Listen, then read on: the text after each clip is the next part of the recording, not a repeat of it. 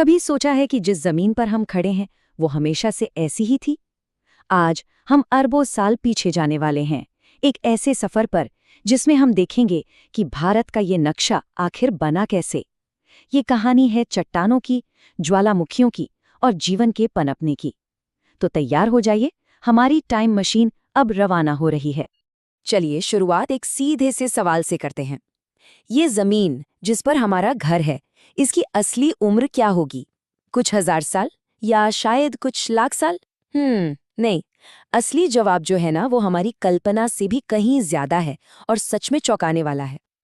लगभग 4.5 अरब साल। जी हाँ, 4.6 बिलियन ईयर्स। ये संख्या इतनी बड़ी है कि इसे सोचना भी मुश्किल है। और सुनिए, ये कोई अंदाजा नहीं है। वैज्ञानिकों ने चांद से लाए गए चट्टानों और पृथ्वी पर मिले सबसे पुराने उल्कापिंडों की जांच करके ये उम्र पता की है। तो हम एक बहुत बहुत ही पुरानी दुनिया में रह रहे हैं। अब इतने लंबे समय को समझना तो आसान है नहीं, इसलिए वैज्ञानिकों ने इसे बिल्कुल एक किताब की तरह 4 बड़े बड़े चैप्टर्स में बांट दिया है। ये 4 युग हैं: आर्कियन, पुराजीविक, मध्यजीविक और नवजीविक। हम एक एक करके इन सभी युगों का सफर करेंगे और देखेंगे कि भारत की कहानी कैसे आगे बढ़ी। तो चलिए शुरू करते हैं पहले चैप्टर से, आर्कियन युग। ये वो दौर था जब भारत का कोई वजूद ही नहीं था, बल्कि बस उसकी नींव की पहली ईंटें रखी जा रही थीं। जरा सोचिए, एक ऐसी दुनिया की कल्पना कीजिए जहां दूर दूर तक सिर्फ आग उगलते ज्वालामुखी है और खौलता हुआ लावा बह रहा है। आर्कियन युग कुछ ऐसा ही था। इसी दौर में ग्रेनाइट और नीस जैसी सबसे पुरानी और मजबूत चट्टानें बन रही थीं। उस समय जीवन का तो कोई नामो निशान ही नहीं था, इसलिए हमें इस युग का कोई भी फॉसिल यानी जीवाश्म नहीं मिलता। ये सचमुच पृथ्वी की सबसे पहली और सबसे निचली परत थी। लेकिन फिर इसी गर्म और उथल-पुथल वाली दुनिया के गहरे समुद्रों में एक चमत्कार हुआ। जीवन की पहली चिंगारी भड़की। बहुत ही मामूली, सिर्फ एक कोशिका वाले जीव पैदा हुए। ये पृथ्वी के इतिहास का सबसे बड़ा, सबसे जरूरी मोड़ था। हमारी कहानी असल में यहीं से शुरू होती है। अब आते हैं हम अपने दूसरे चैप्टर पर, पुराजीविक युग। अगर आर्कियन युग में जीवन एक छोटी सी चिंगारी थी ना, तो इस युग में तो जैसे एक धमाका ही हो गया। समुद्रों में जीवन अचानक से बहुत ज्यादा और तरह तरह का हो गया। समुद्रों में अजीब अजीब से जीव घूमने लगे, जैसे बिना रीढ़ की हड्डी वाले कीड़े और तरह तरह के समुद्री पौधे। फिर आईं पहली मछलियां, जो रीढ़ की हड्डी वाले पहले जीव थे। और ठीक इसी समय भारत के दिल में एक बहुत बड़ी घटना हो रही थी। हमारी प्राचीन विंध्याचल पर्वत श्रृंखला का जन्म हो रहा था। और अब हम उस युग में पहुंच चुके हैं जिसका नाम सुनते ही जहन में बड़े बड़े विशालकाय जीवों की तस्वीर घूमने लगती है। जी हाँ, आपने सही समझा। हम बात कर रहे हैं मध्यजीविक युग की, जिसे हम सब एक और नाम से बेहतर जानते हैं, डायनासोर का युग। ये बिल्कुल सच है। मध्यजीविक युग का दूसरा नाम ही एज ऑफ डायनासोर्स है। करीब करीब 18 करोड़ सालों तक ये शानदार जीव धरती के बेताज बादशाह थे। अच्छा, डायनासोर के इस लंबे राज को हम 3 हिस्सों में देख सकते हैं। सबसे पहले ट्राइसिक काल में पहले डायनासोर्स और रेंगने वाले जीव आए। फिर आया जुरासिक काल, जब डायनासोर सचमुच में विशाल हो गए, जैसा हम फिल्मों में देखते हैं। और आखिर में क्रिटेशियस काल में एक बिल्कुल नई चीज हुई। दुनिया में पहली बार फूल खिले, जिसने धरती का चेहरा हमेशा के लिए बदल दिया। लेकिन डायनासोर के युग के खत्म होने से ठीक पहले भारत में एक जबरदस्त भूचाल आया। एक भयंकर ज्वालामुखी विस्फोट हुआ। लाखों सालों तक लावा बहता रहा और उसने एक बहुत बड़ा पठार बना दिया, जिसे हम आज दक्कन ट्रैप के नाम से जानते हैं। आज भी महाराष्ट्र और उसके आसपास के इलाकों में ये काली चट्टानें देखी जा सकती हैं। डायनासोर तो चले गए, लेकिन उनके जाने के बाद पृथ्वी पर एक नए युग की शुरुआत हुई, नवजीविक युग।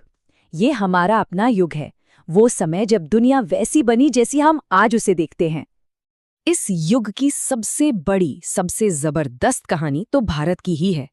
जमीन का जो टुकड़ा आज भारत है ना, वो एक विशाल प्लेट पर सवार होकर उत्तर की तरफ बढ़ रहा था और जाकर टकराया यूरेशियन प्लेट से। ये कोई मामूली टक्कर नहीं थी। ये इतनी जोरदार थी कि इसने जमीन को मोड़कर ऊपर उठा दिया और दुनिया की सबसे ऊंची पर्वत श्रृंखला हिमालय को जन्म दिया। और कमाल की बात तो ये है कि ये टक्कर आज भी जारी है। हिमालय आज भी धीरे धीरे ऊंचा हो रहा है। तो डायनासोर का सिंहासन खाली हो गया था और उस पर राज करने आए स्तनधारी यानी मैमल्स। बड़े बड़े मैमथ से लेकर छोटे छोटे जानवरों तक हर तरफ स्तनधारी फैल गए। इसी युग में हमारे पूर्वज यानी बंदरों और प्राइमेट्स का विकास हुआ। पृथ्वी कई बार ठंडी हुई और हिमयुग आए। और फिर इस पूरी कहानी के आखिर में स्टेज पर एंट्री होती है एक नए खिलाड़ी की, होमो सेपियंस यानी हम, आधुनिक इंसान। तो ये थी अरबों सालों की कहानी जिसे हमने कुछ ही मिनटों में समेट लिया। अब अगर किसी एग्जाम की तैयारी हो रही है तो चलिए फटाफट से इन सभी जरूरी बातों को दोहरा लेते हैं। ये समझ लीजिए कि ये आपकी एग्जामिनर की चीट शीट है। जरा इस टेबल पर नजर डालिए। ये सबसे जरूरी जानकारी है एक ही जगह पर। अगर सवाल आता है हिमालय कब बना, तो जवाब होगा नवजीविक युग। दक्कन ट्रैप, वो बना क्रिटेशियस काल में। डायनासोर का जमाना मध्यजीविक युग। और हम इंसान कब आए? नवजीविक युग के सबसे नए हिस्से यानी चतुर्थक काल में। इस स्लाइड का एक स्क्रीनशॉट जरूर ले लीजिए, ये बहुत काम आएगा। तो हमने देखा कि ये जमीन जिस पर हम रहते हैं ये कोई बेजान चीज नहीं है, बल्कि ये तो अरबों सालों से लगातार बदल रही है। ये हमें याद दिलाता है कि कुछ भी हमेशा के लिए नहीं रहता। तो मेरा आखिरी सवाल यही है, जरा सोचिए, आज से लाखों साल बाद भारत कैसा दिखेगा? क्या हिमालय और भी ऊंचा हो जाएगा? क्या कोई नया महाद्वीप बनेगा? प्रकृति का अगला कदम क्या होगा? इस पर जरूर सोचिएगा।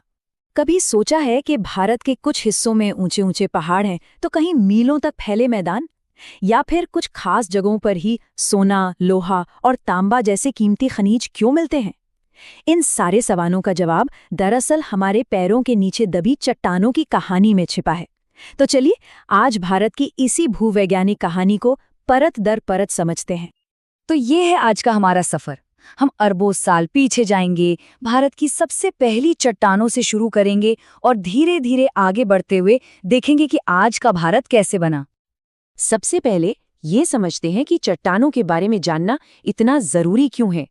देखिए, किसी भी देश की भूवैज्ञानिक बनावट, मतलब उसकी जमीन के नीचे की संरचना ही ये तय करती है कि वहाँ की मिट्टी कैसी होगी, पानी कहाँ मिलेगा, कौन सी फसलें उगेंगी और कौन से उद्योग लगेंगे।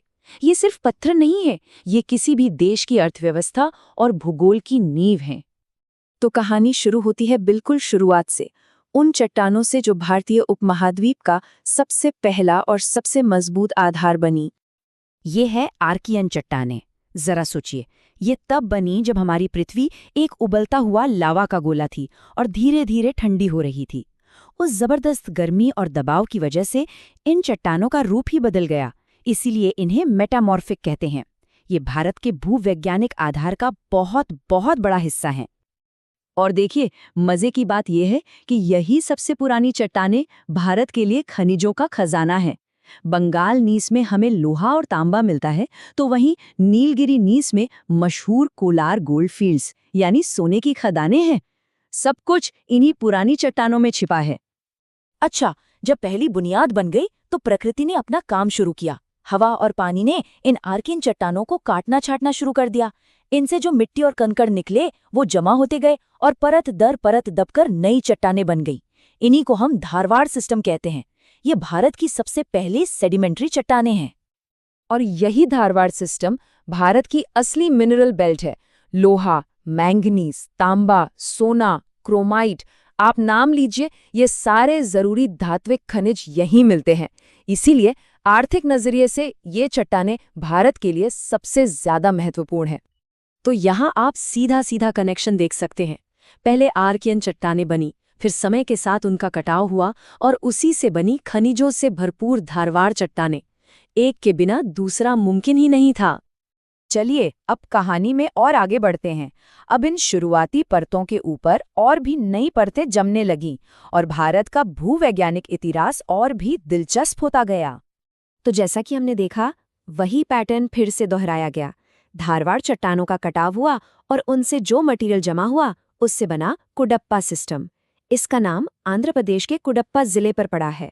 हाँ, एक बात ध्यान रखने वाली है कि ये चट्टानें नॉन मेटेलिक खनिजों के लिए जानी जाती हैं। इसके बाद बारी आई विंध्यन सिस्टम की। ये चट्टानें हमें कुछ बहुत ही जरूरी चीजें देती हैं, जैसे कि बिल्डिंग मटेरियल। लाल किला हो या सांची का स्तूप, कई ऐतिहासिक इमारतें इन्हीं के बलुआ पत्थरों से बनी हैं। और चूना पत्थर तो सीमेंट इंडस्ट्री की जान है। तो इन दोनों सिस्टम्स का योगदान बिल्कुल साफ और अलग है। जहां कुडप्पा सिस्टम हमें धातुओं के लिए कच्चा माल यानी अयस्क देता है, वहीं विंध्यन सिस्टम हमें घर और इमारतें बनाने के लिए पत्थर देता है। अब हम भारत के भूवैज्ञानिक इतिहास के 2 सबसे बड़े गेम चेंजर्स की बात करेंगे। ये वो 2 घटनाएं हैं जिनसे भारत को मिला अपना कोयला और अपनी मशहूर काली मिट्टी। यहाँ कहानी में एक बहुत बड़ा मोड़ आता है और वो है जीवाश्म यानी फॉसिल्स। पहली बार हमें ऐसी चट्टानें मिली जो करोड़ों साल पहले के घने जंगलों, पेड़ पौधों और जानवरों के जमीन में दब जाने से बनी हैं। और इन्हीं दबे हुए जंगलों का नतीजा है कोयला। ये आंकड़ा याद रखने लायक है। भारत का लगभग 98% कोयला इन्हीं गोंडवाना चट्टानों में पाया जाता है। दामोदर, गोदावरी जैसी नदी घाटियों में ये चट्टानें बहुतायत में हैं। इसके बाद एक और जबरदस्त घटना हुई।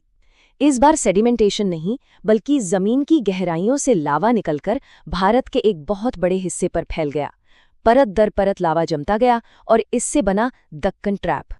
तो देखिए, एक तरफ गोंडवाना सिस्टम ने भारत को ऊर्जा का सबसे बड़ा स्रोत दिया, यानी कोयला, और दूसरी तरफ दक्कन ट्रैप के ज्वालामुखी या लावा से बनी दुनिया की सबसे उपजाऊ मिट्टियों में से एक, काली मिट्टी, जो कपास की खेती के लिए मशहूर है। चलिए, अब कहानी के आखिरी पड़ाव पर चलते हैं। वो दौर जिसने भारत को वो शक्ल दी जिसे हम आज दुनिया के नक्शे पर देखते हैं। ये है वो 2 आखिरी और सबसे जरूरी कदम। टर्शरी पीरियड में हिमालय का निर्माण हुआ, जो आज भी ऊंचा उठ रहा है, और फिर क्वाटरनरी पीरियड में गंगा, ब्रह्मपुत्र जैसी नदियों ने अपने साथ लाई मिट्टी से उत्तर भारत के विशाल मैदानों को बनाया। तो जो सबसे नई परतें हैं, वो हमें आज की ज़रूरतें पूरी करने वाले संसाधन देती हैं। टर्शियरी चट्टानों में हमें पेट्रोलियम और नेचुरल गैस मिलती है, तो वहीं क्वाटरनरी चट्टानों ने हमें खेती के लिए सबसे उपजाऊ जलोढ़ मिट्टी दी है। तो असल में हमारे पैरों के नीचे सिर्फ पत्थर नहीं है, बल्कि ये अरबों सालों की एक जीती जागती कहानी है। एक ऐसी कहानी जिसने भारत का कल बनाया था, आज बना रही है और आने वाले कल को भी हमेशा आकार देती रहेगी।